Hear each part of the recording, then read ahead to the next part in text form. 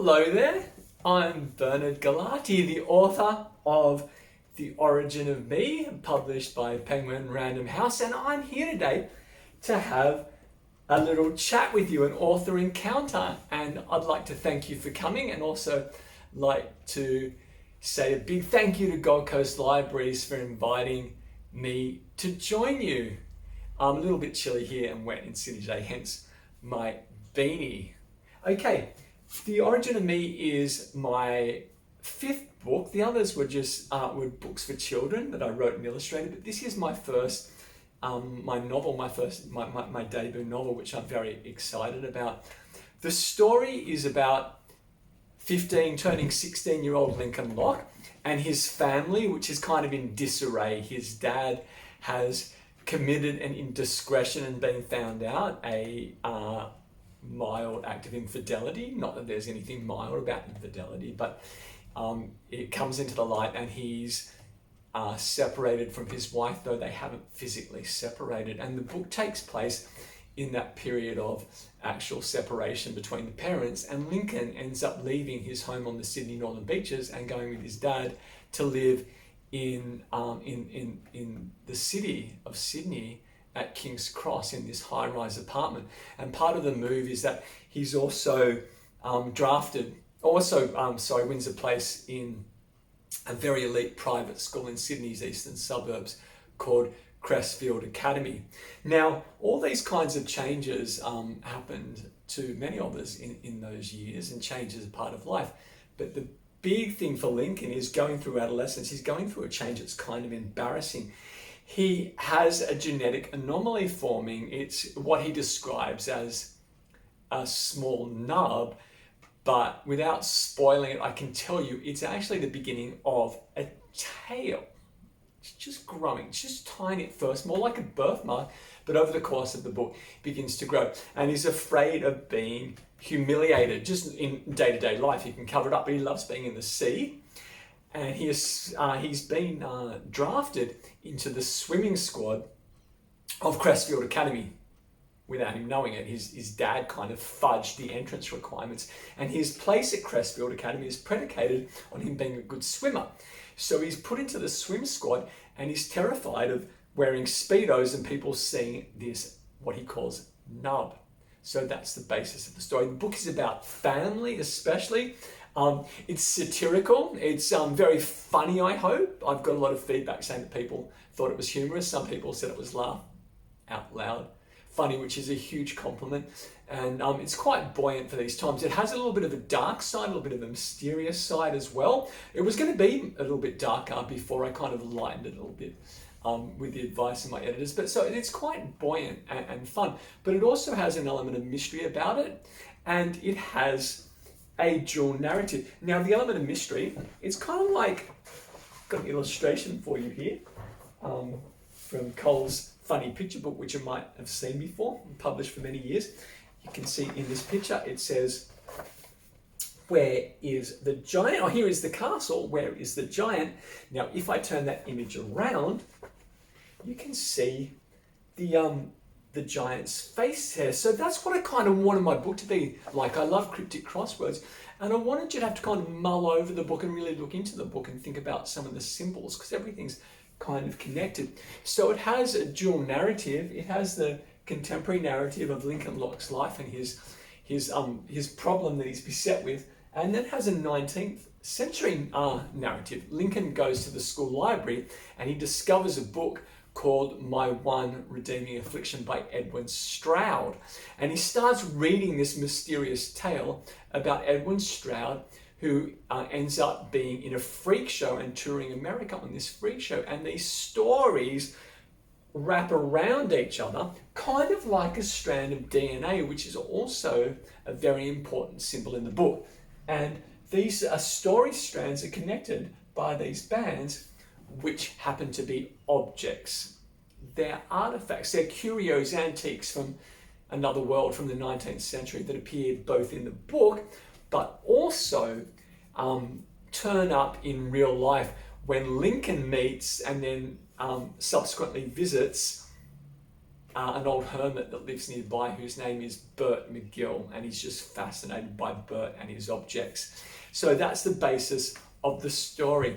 And from the feedback I've gotten, people have really enjoyed all of the characters, and probably the biggest feedback I've got is that people actually want to read more about the characters, or the characters remain when it's finished. They kind of miss them, which is really gratifying to hear. So if you want to read a book where you get really kind of drawn into that world, The Origin of Me is a great read for that, I think, if I'm not kind of blowing smoke up myself a bit too much there. Now, inspiration.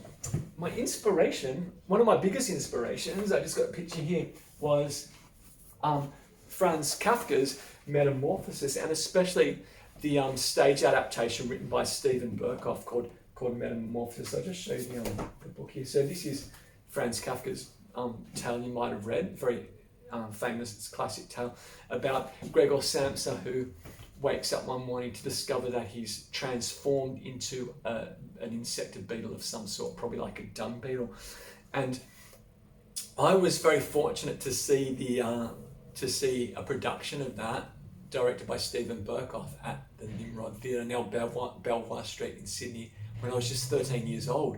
So when I was just beginning to go through puberty and adolescence, I saw this play and it just riveted me, and I was just transfixed, and I also cried, but I just felt very moved by it, and it ended up having a profound effect on my life, because I was a member of an evangelical church at the time, and for many years after that.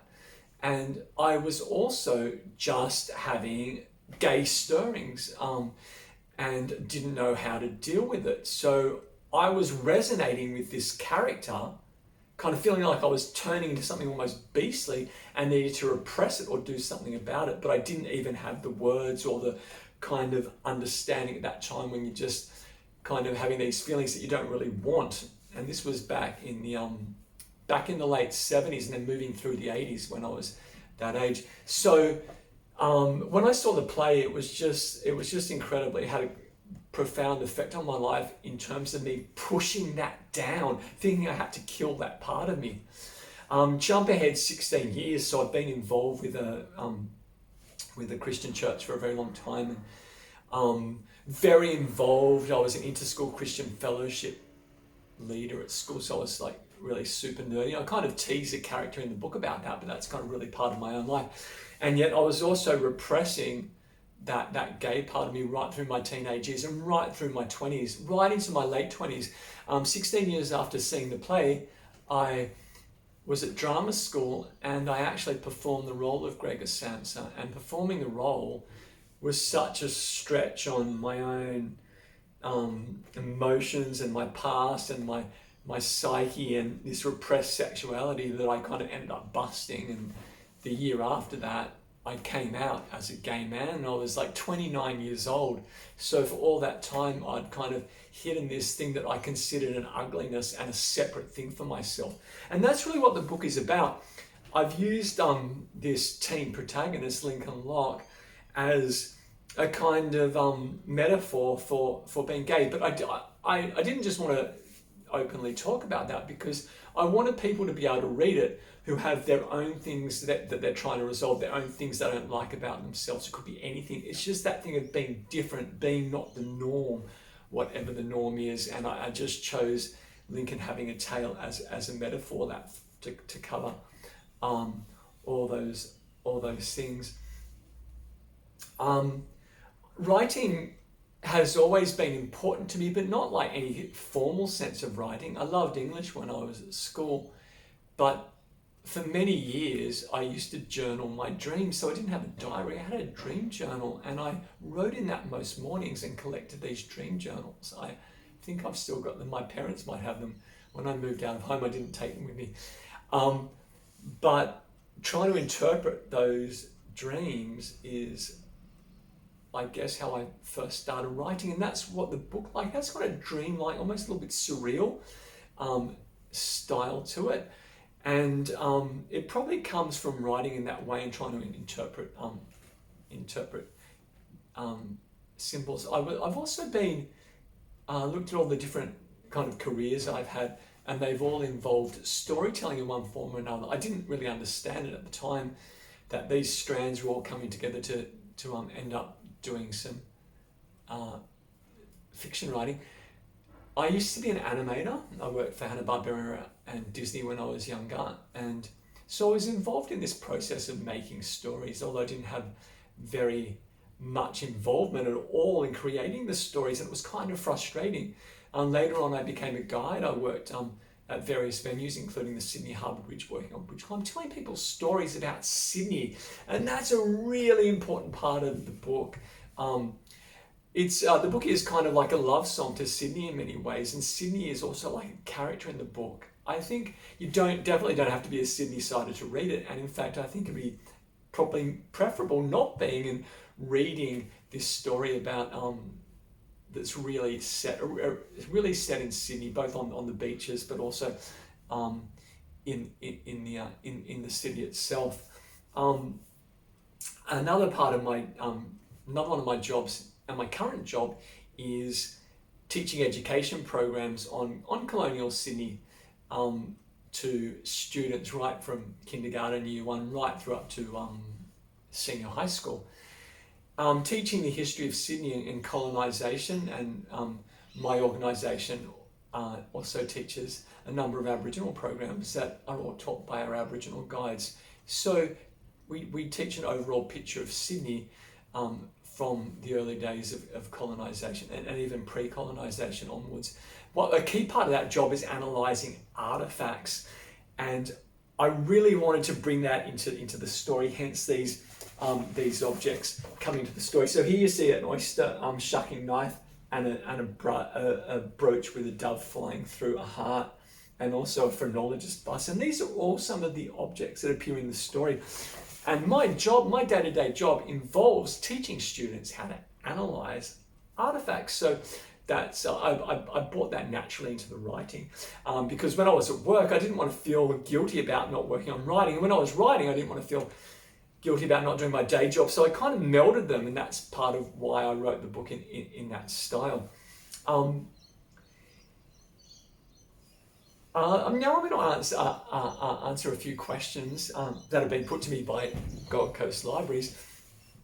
One of them was, did I find enjoyable about writing for adults instead of children? When I wrote The Origin of Me, it started its life, actually, to be honest, as a children's book, and it was going to be called DNA Spells Dan.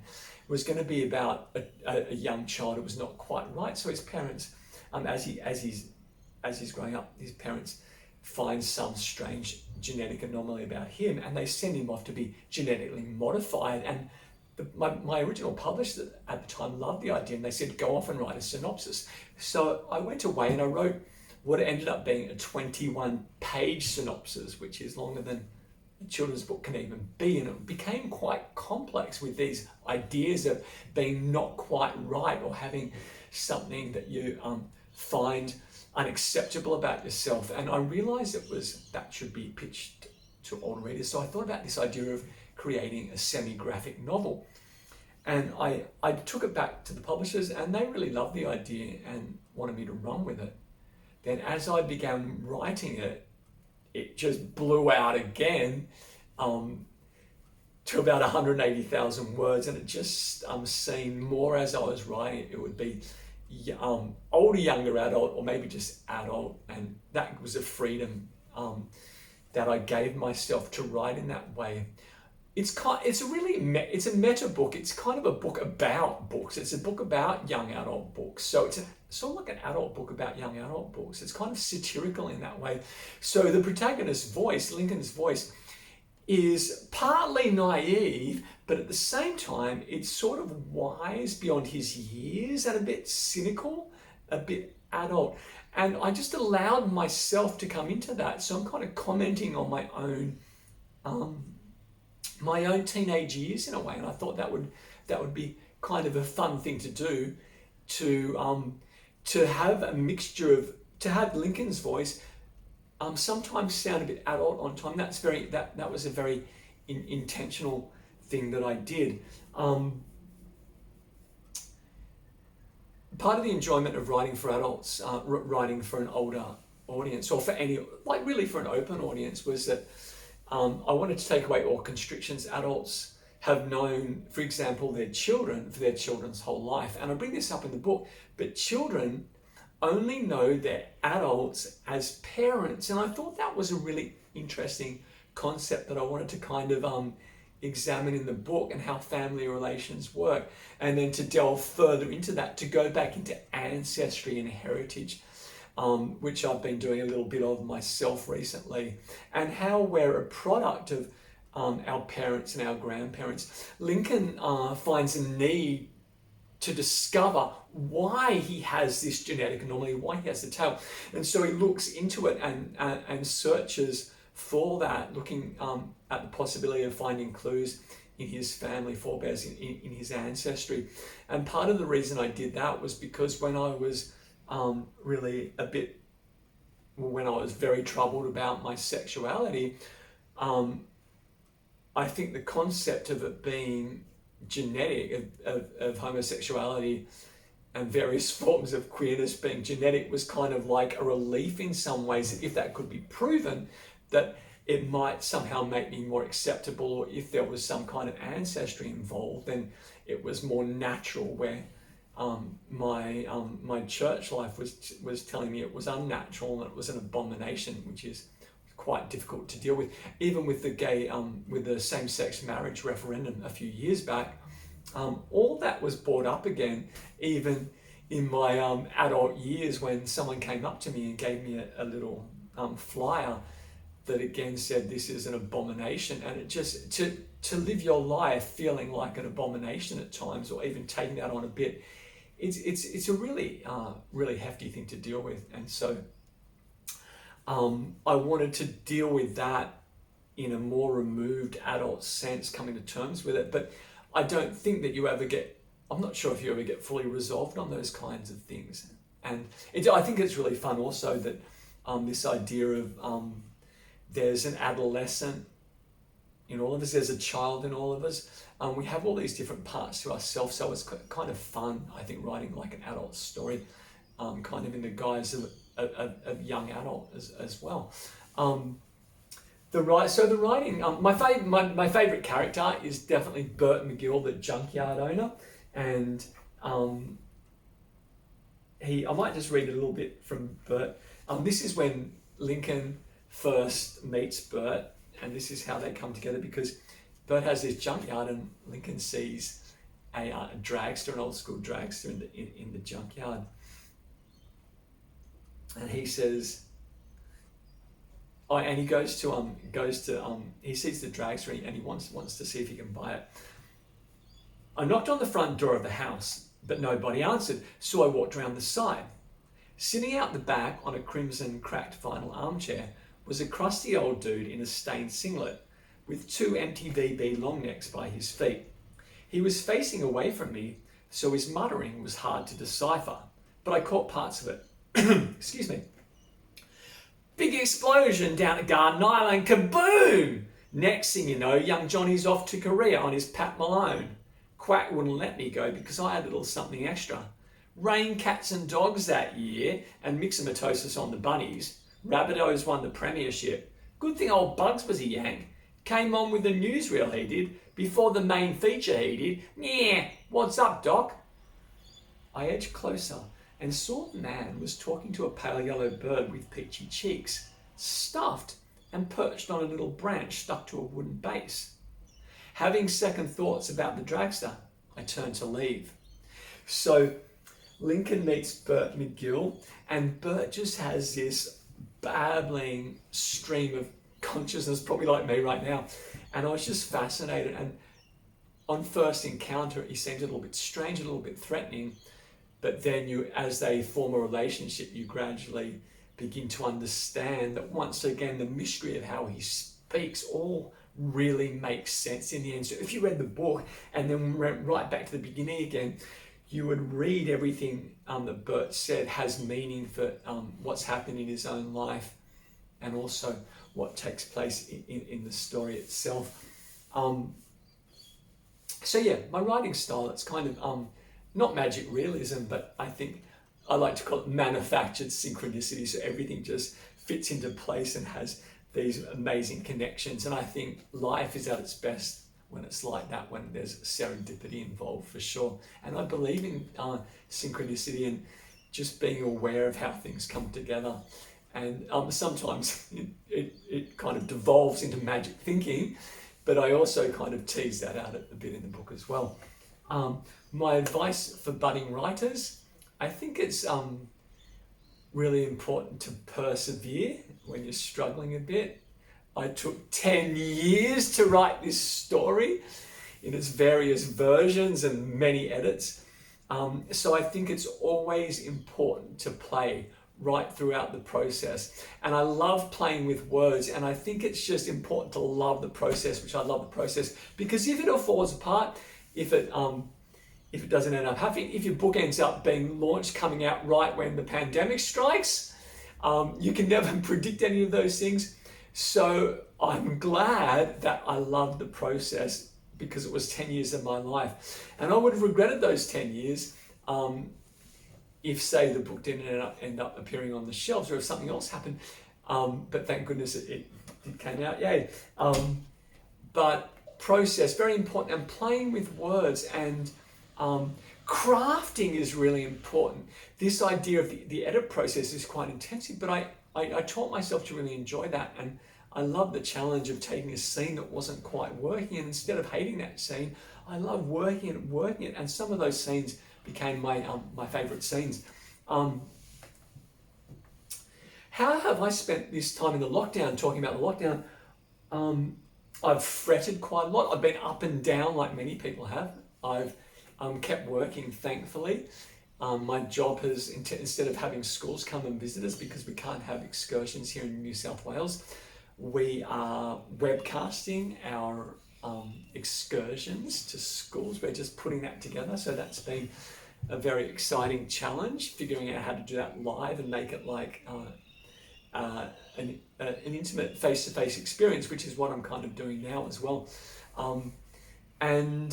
I guess I've been lucky in some ways. So some things have been difficult. I've been like really worried about my parents, my mum and dad. My dad is a doctor, and he's still practicing even today as I speak. And mum's his receptionist, and I've kind of been worried about them. But they've also been, it sounds a bit cliche, but they've been my absolute heroes, even more so during this process, because during this pandemic, because they've showed so much love and care and selflessness for all of their patients. Some of them are really very elderly, and they've made sure that they've all been looked after and had someone to be able to see that was familiar to them.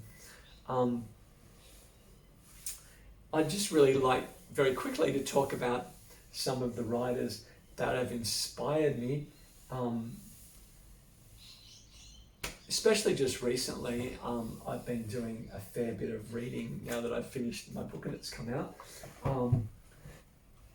Bernardine Evaristo, you might have read that. You see it everywhere, this book. It's just everything I read about it, all the exuberant, freewheeling, triumphant, passionate, razor sharp, just very contemporary, but also dealing with how we become who we are, identity, really much about the life of black women in Britain, but it's also about the contemporary and also about the past, and it's just it's really of the moment, and it's just how she treats all the multitude of characters was just brilliant, absolutely absorbing. I read The Drover's Wife by Leah Purcell just before that, also a really timely book. It's just absolutely brilliant, and brings up a lot of our uncomfortable history that's really important that we need to look into and converse, and we need to talk about it more, and so I love that read as well. And Colson Whitehead, who wrote The Underground Railroad, which is absolutely brilliant, and also amongst other books, more recently The Nickel Boys, about Elwood, young Elwood, who is just a brilliant character, very earnest, just seeks to do what is right, and honourable and worthy, and he ends up through no fault of his own getting taken off to a reform school in Florida, and it's just grueling and brutal, and it's all based on a real reformatory school system in America, and it's just also very timely, a very important read, just engrossing. It's stayed with me ever since I read it, and that's a sign of a good book to me. And also when you want to go and take yourself off and read something escapist like afterwards, because it's so hard hitting. So that's a brilliant book. One of those other books that was kind of more of a buoyant, easy to read was Nothing to See Here. It's also kind of has a serious element to it. This is by Kevin Wilson, but it's about a woman who ends up having to become the nanny of 2 children who spontaneously combust. So once again, like my book, it's got a kind of wild metaphor to it, but the metaphor somehow works brilliantly. It was a very funny, more buoyant book to read. So there are some of the books I've been reading. My next book up that I'm reading, that I'm just about to read, I've read just the opening paragraph of, is The Yield by Tara June Winch, which I'm really excited about getting into, because I just read the opening of the book and it just drew me in right away, which is also, I think you probably agree, a really good indicator of a good book. I'm almost kind of at the end, what's my next big project? I honestly don't know, and I don't want to force it at the moment. There's so many ideas have swirled around in my head, but I want to perhaps experiment with doing something a little bit more visual, because I think once again, like playing is really important, and I think that's a good way to make ideas come by doing some alternative creative pursuit. And so I'm not really sure what my next big what my next big project is. I just thought I might read for you to finish off a little bit where Lincoln kind of confronts this thing about himself. This is where he really comes to terms with what's happening. The hairy nub had changed slowly up until today when I'd exerted myself. Hairy nub was a euphemism for something potentially hideous that I'd hoped would never come into being, but today it has. The thing is that I'm quite sure that I have a tail. There, it's out. Last year its development had been almost imperceptible. This year its metamorphosis must have been accelerated by pressure, friction, injury, and possibly the human growth boosters that NADS gave me. Steroids can shrink your nuts and make your boobs grow. Why not develop a tail if you already have the raw materials? NADS told me the pills weren't steroids, but maybe they had their own side effects. I'd taken 3 before the gym today, and something painfully decisive had happened during squats. The exertion must have popped the thing out into its proper position. The thing is a tail. Tail, tail, tail. Pas tous les singes ont des queues. Not all monkeys have tails, but some humans do. The tail is covered in dark hair. It is vile. Vile is an anagram of evil. What if Nicole Parker's hunch was correct? Maybe I am the beast. So that was from The Origin of Me, my first novel. People, readers, I hope you, if you haven't read it, that you grab a copy. If you'd like to connect with me, you can even give me feedback. That would be awesome. The most gratifying thing about writing a novel is hearing feedback from people, whatever that feedback is. It's been a delight to hear back from people that have read The Origin of Me. You can keep up with me on Instagram, and I'm at Bernard Gallate. It's just BERNARD GALLATE on Instagram. That'd be really cool if you send me a message saying what you thought of the book. Thank you everyone so much for coming along today and having this encounter with me. It's been a real pleasure just imagining you partaking of this session with me. Thank you very much for your patience. I'd probably babble on a bit and go on tangents. And I would also like to thank Gold Coast Libraries again for hosting us. Thank you very much, Gold Coast Libraries. Stay safe, everyone. Stay healthy. I hope it's beautiful and sunny up there on the Gold Coast right now, and that you somehow end up having a wonderful 2020 returning around, and that something redemptive happens in your life and in your years. Thank you very much, everybody.